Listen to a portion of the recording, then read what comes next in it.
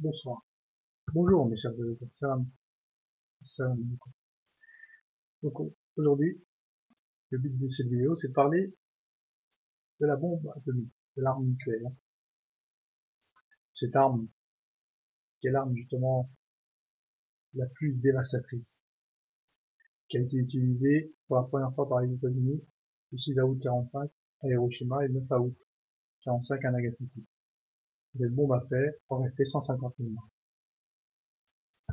Donc, c'est une bombe très dévastatrice. Les origines de la bombe, la mise au point de la bombe atomique, est due, comme bien souvent en science, à une succession d'inventions et de découvertes.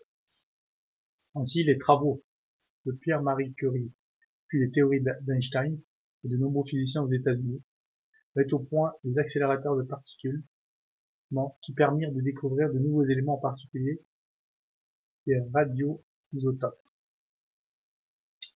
Donc, c'est par rapport, en se basant sur la théorie d'Einstein, E égale mc2, qu'on a créé la bombe atomique.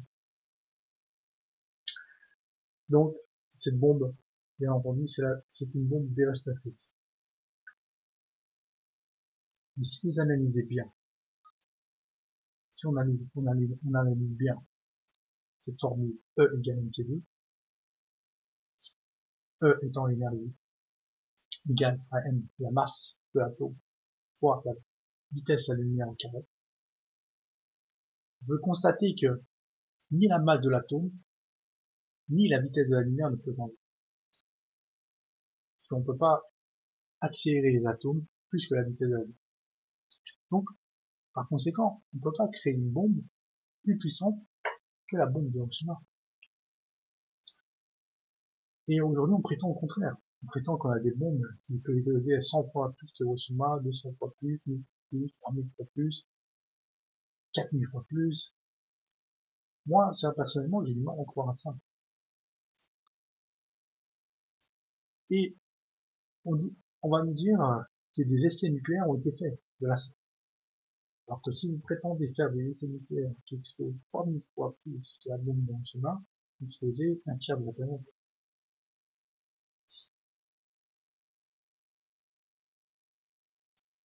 La Russie aurait fait un essai nucléaire en 74. Donc en 1974, la Russie aurait fait un essai nucléaire de 50 mégatonnes. Donc 3000 fois plus que celle d'Hiroshima, parce que celle d'Hiroshima, apparemment, c'était 15 kilotonnes. 50 mégatonnes à côté de 15 kilotonnes, ça fait à peu près 3000 fois plus que celle d'Hiroshima. Vous imaginez 3000 fois plus, donc en plus de ça, on dit que la Russie fait un test en 74. 3000 fois plus, ça aurait dû détruire au moins sur facile, parce que la bombe d'Hiroshima aurait détruit sur 3 km, donc le périmètre de 3 km, sans compter l'effet de souffle, ça aurait dû détruire au moins sur 9000 km, à peu près. Alors vous imaginez, un tiers de la planète aurait dû être détruite. Et personne ne peut envisager de faire des essais nucléaires, bien sûr. Vous n'allez pas faire un essai nucléaire qui va tous nous détruire. Donc c'est pour cela que moi je pense qu'on exagère là-dessus, justement pour faire peur les gens, pour nous faire peur, pour nous rendre justement heureux, pour rendre les pays dépendants des pays qui ont la bombe atomique. Certes, les pays qui l'ont ont un avantage, ceux qui l'ont pas, bien sûr. Mais en même temps, cet avantage ne veut pas dire que ça y est, le pays est indestructible, inattaquable. Ça ne veut pas dire ça. C'est pour cela que moi je pense que on nous ment sur beaucoup de choses. Sur ça, et sur d'autres sujets que j'ai déjà évoqués. Par exemple, j'ai parlé de l'astronomie en se basant sur le livre saint, d'accord. Comme quoi, c'est pas question que il est probable que la Terre ne tourne pas, etc. Donc, ça, c'était mes théories à moi. Et moi, elle est pareille. Je me base sur cette formule que j'ai analysée et je pense que il n'est pas possible de faire des bombes qui sont plus que celles de Hiroshima. Aujourd'hui, on sait que les États-Unis, la Russie, la Chine, la France, l'Angleterre possèdent l'arme nucléaire, ainsi que l'Inde, le Pakistan, Israël et la Corée du Nord. Mais, bien que beaucoup de tests ont été faits, parce que les États-Unis et les Russes ont fait plus de 4000 essais nucléaires, la France en a fait 200, et en aucun cas, on peut, à mon avis, mettre des bombes atomiques plus puissantes, plus dévastatrices que celles d'Hiroshima, qui pourraient exploser justement jusqu'à 3000 fois plus que Hiroshima. Je ne pense pas. Moi, je pense qu'il n'y a pas de bombe comme ça. Je pense qu'on nous ment là-dessus. Je pense qu'on fait ça pour nous faire peur, justement, pour que ces pays-là ont une supériorité aux autres. Donc, c'est pour ça que c'est important de faire des vidéos de la sorte pour réveiller certaines personnes, justement, pour éviter qu'on soit manipulé et qu'on devienne des esclaves, justement des esclaves, et on devienne des esclaves de ce système qui utilise justement certaines personnes qui sont loin de la spiritualité, qui sont loin de tout, justement pour nous faire croire ce qu'on veut. Et nous devons vraiment lutter contre ces choses-là, pour justement nous réveiller, pour revenir à Dieu, revenir au livre saint, et j'irais même croire au dernier livre saint et au dernier prophète, tout en croyant au suivant le dernier prophète, pour le mettre qui appelle la bénédiction de sallallahu alayhi wa sallam. Donc c'est pour ça que toutes ces choses-là sont des choses qui nous sont dites pour maintenir une peur, et pour nous éloigner du livre saint, des livres saints, pour nous éloigner de l'esprit de Dieu. C'est le seul moyen, de nous manipuler. Non, en aucun cas on pourra être manipulé.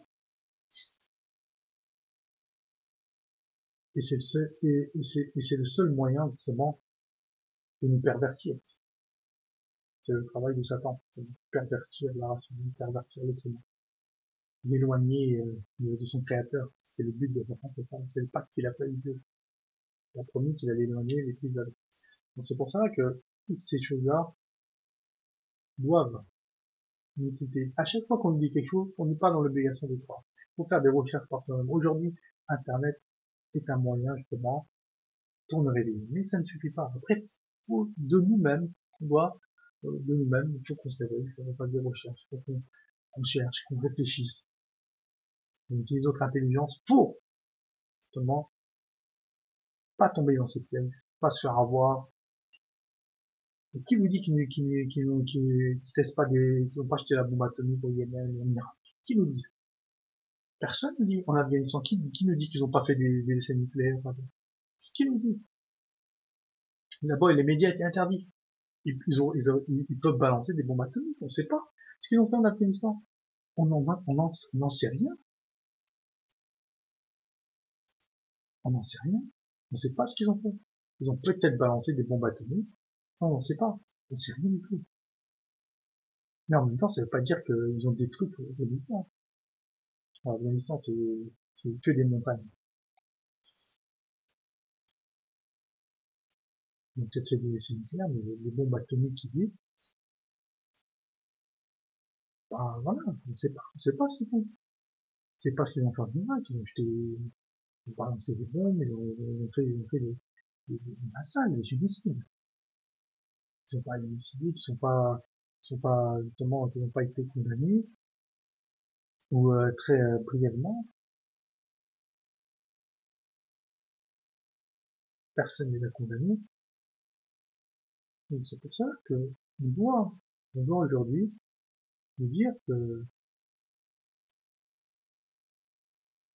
ce que font ces gens-là, ce que nous disent ces gens-là, n'est pas toujours la réalité, même loin d'être la réalité. Vraiment, c'est pour nous manipuler, tout ça.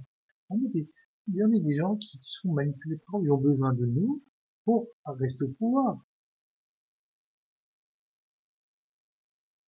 Ils ont besoin d'esclaves, des esclaves sots, des esclaves sots apostrophe T, pour rester au pouvoir, pour avoir leur pouvoir. Et sinon, ils ne peuvent pas avoir le pouvoir. Si tout le monde est réveillé, tôt ou tard, tout le monde se réveillera. Tout le monde est réveillé, personne, ces gens-là, ils seraient dans l'obligation de, Si aujourd'hui on retirait tout l'argent des banques, ou la moitié, vous verrez que les systèmes commenceraient à trembler. C'est nous qui le mettons en place, ce système, c'est nous, c'est nous-mêmes. C'est notre naïveté, notre lâcheté, notre ignorance, notre perversité qui fait que ces gens-là sont au pouvoir. Si on revient à la spiritualité, on revient à la raison, on revient à Dieu, ces gens-là vont être déstabilisés par eux-mêmes. Et ces soldats de Satan. Satan est faible, a des pouvoirs faibles. Il ne peut pas combattre Dieu. Il ne peut pas battre Dieu. Dieu qui a donné ce pouvoir. Satan ne peut rien faire contre nous, si Dieu ne veut pas. Mais pour que Dieu nous aide, il faut qu'on retourne vers Dieu, il faut qu'on le connaisse, il faut qu'on l'adore, comme lui il veut qu'on l'adore. Et une fois qu'on arrive à faire ça, une fois qu'on arrive à nous mettre dans la spiritualité, Satan ne pourra pas nous faire grand-chose, il ne pourra pas nous toucher. Satan et ses soldats ne pourront rien nous faire. Et Dieu nous réveillera, il nous ouvrira l'œil du cœur, de sorte qu'on verra, on ressentira, qu'on comprendra des choses que d'autres ne comprendront pas. Et ça, c'est Dieu qui fait ça. Il est dit dans un hadith Qudsi, mon serviteur ne cesse de m'approcher, de s'approcher de moi, de sorte que je devienne les yeux par lesquels il voit, les oreilles par lesquelles il entend, les mains par lesquelles il touche, le pied par lesquels il marche, et même la langue par laquelle il parle. Donc ça veut dire que je suis avec lui. Ça veut pas dire qu'il rentre dans nous. Non, dit pas ça. Ça veut dire qu'il y a sa lumière. Avec sa lumière, il nous fait voir des choses que nous ne pouvons pas voir. On devient des gens, qui voient certaines choses que d'autres ne voient pas, qui ressentent certaines choses que d'autres ne ressentent pas. C'est ça. Donc c'est pour ça. Pour revenir à ça, pour revenir à ce degré-là, il faut revenir à la spiritualité. Il faut faire des efforts. Et par la suite, on va comprendre des choses que d'autres n'ont pas compris. On verra que tout le système est basé sur le mensonge, l'hypocrisie, la naïveté de nous-mêmes, des populations, l'ignorance, la perversité, le satanisme, tout ça. Et qu'Allah nous protège. Assalamu alaikum.